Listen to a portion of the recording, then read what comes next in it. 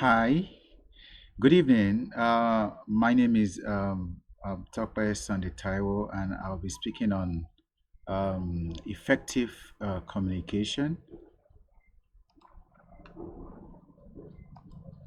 Now, what is effective communication? Before I go to the meaning, what effective communication means, I would love to define communication as simply the act of passing information from a sender to a recipient or a receiver through a chosen channel or medium. In other words, is the act of sharing information. On the other hand, then what is effective communication? Effective communication is the communication of messages or view of a sender to a receiver or a recipient or audience in a clear and understandable way. In other words, the difference between communication and effective communication is feedback. Feedback. In other words, not every communication is effective. Now, feedback helps the sender or encoder of a message to determine if the receiver understand the message that has been sent across, and understanding and internalizing the message is a key ingredient which distinguishes an effective communication from the non-effective one.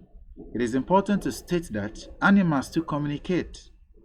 Animals communicate, human beings communicate, living things communicate. However, what is a distinctive factor that distinguishes an effective communication from a non-effective one is the feedback. Human beings give feedback to their communication.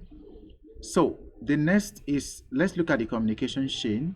Here we have the sender, the encoding, the message, decoding, the receiver, and feedback. As you can see, it's a two-way factor.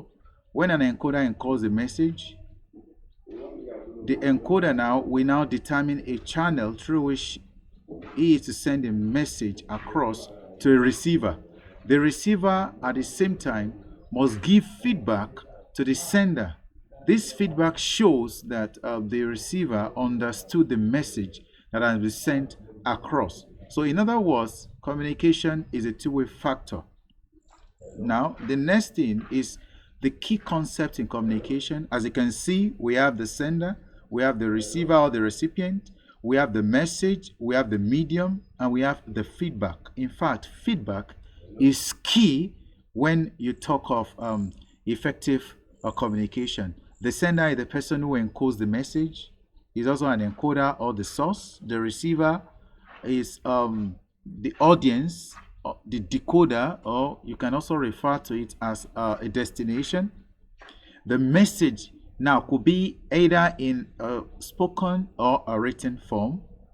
It includes thought, perception, views, or information. It could be in plain text or in cipher text. The medium is also called the channel, and this medium is very, very important. It can make or mar the message sent across. Now, the feedback is one of the most important aspects of the communication chain. It is a distinctive feature of an effective communication process.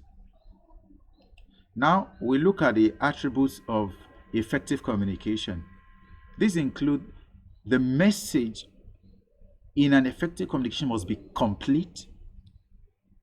The message must be precise and concise. That is, the speaker must go straight to the point because not everyone has time to discuss irrelevances. Also, the message must avoid ambiguity. Ambiguity means when a message is capable of having more than one meaning. So, as a sender or to communicate effectively, such a message must be devoid of ambiguity. The message must be correct in terms of language. The audience are the very point of consideration. You must consider the audience before you encode your message as a sender. The sender and the message must be simple to understand. The sender must also show humility, courtesy, and the message must be authentic. That is very, very important.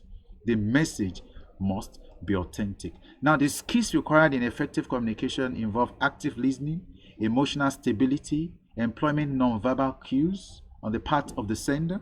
Then the confidence. The sender must build confidence. Also, intelligence is very important. Then ability to give feedback on the part of the receiver is also very important. Then the sender too must choose an appropriate channel.